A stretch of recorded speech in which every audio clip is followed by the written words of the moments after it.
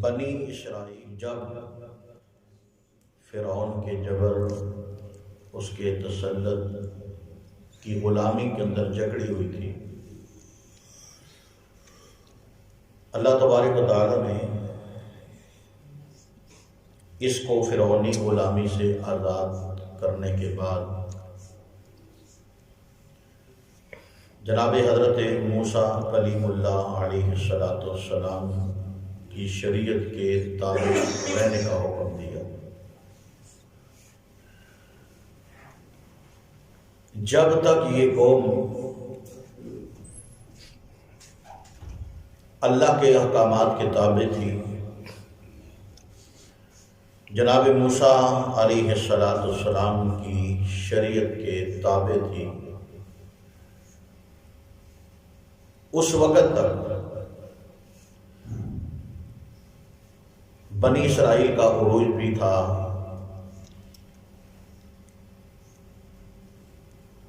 اس قوم کی فضیلت اور فوقیت بھی تھی سابقہ اقوام کے اوپر۔ اور یوں سمجھ لیجئے کہ یہ موسیٰ علیہ السلام کے دور میں بنی اسرائیل اللہ کی لاڈلی قوم تھی۔ اللہ تبارک و تعالی نے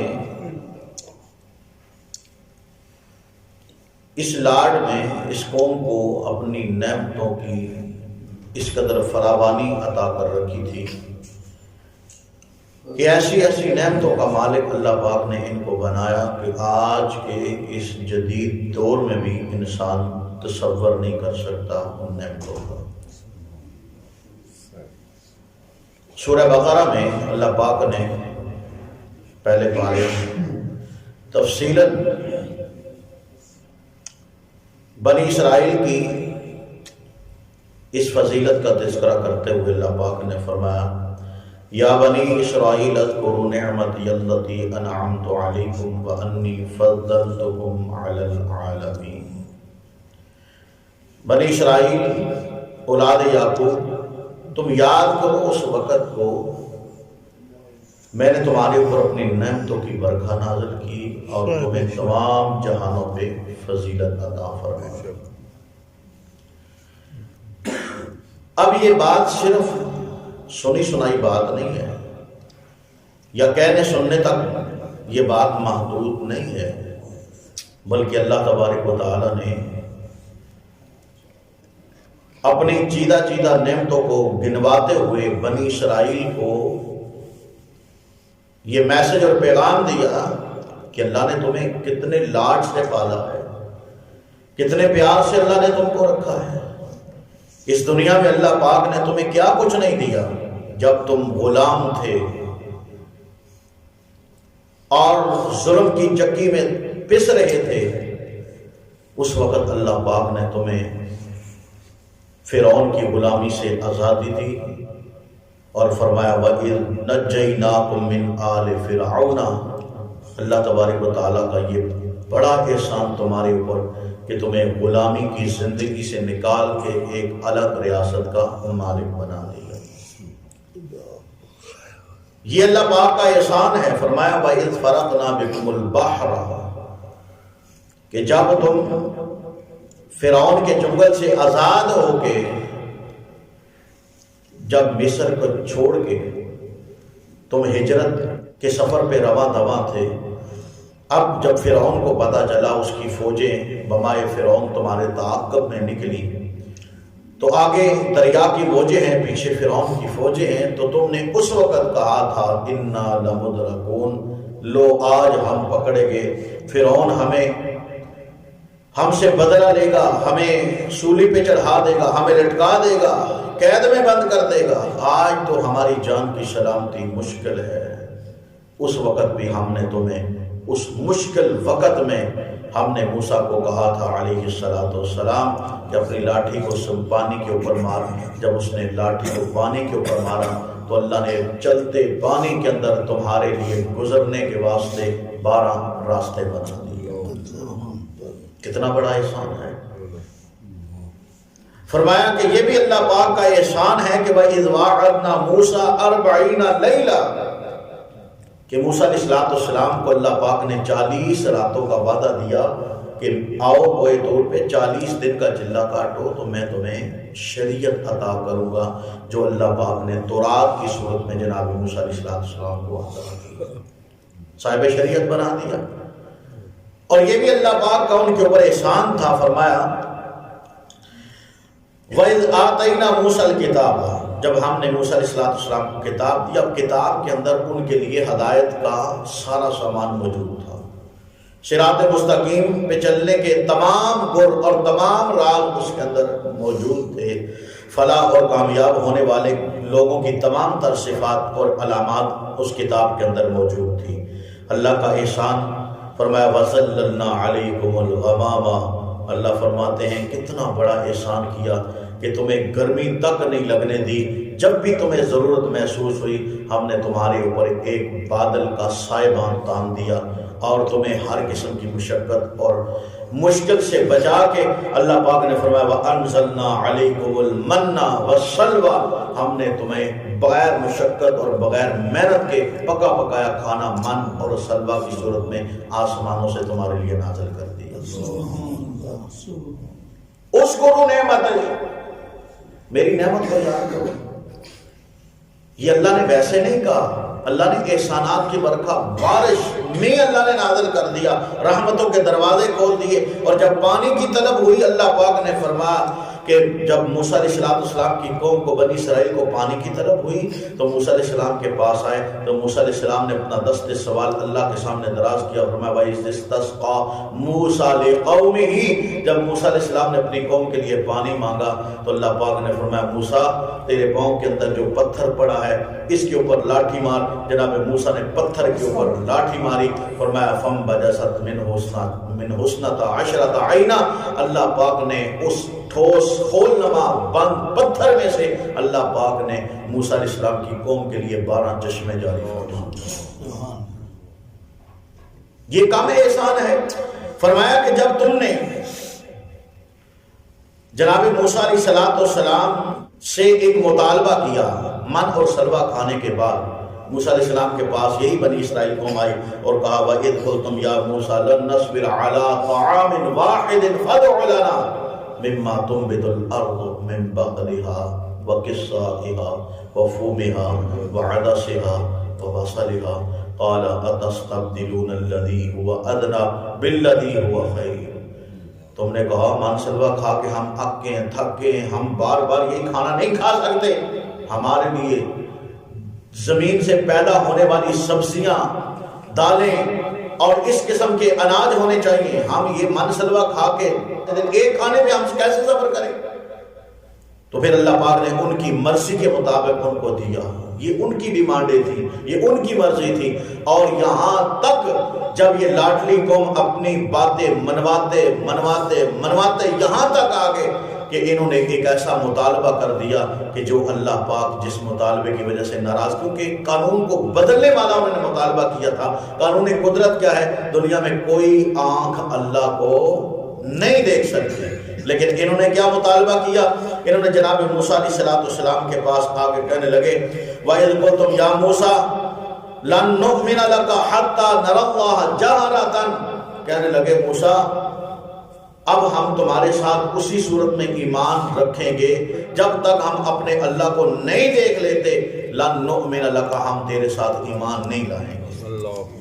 اب کتنی بڑی انہوں نے بات کر دی، قانون تو نہیں نہ بدلا جا سکتا، تو اللہ پاک نے غصے میں آ کے اللہ پاک فرماتے ہیں ہم نے ان کو ہلاک کر دیا، موت طاری ہو گئی۔ یہ اپنی ڈیمانڈ جو اللہ کو دیکھنے کی ڈیمانڈ کر رہے تھے،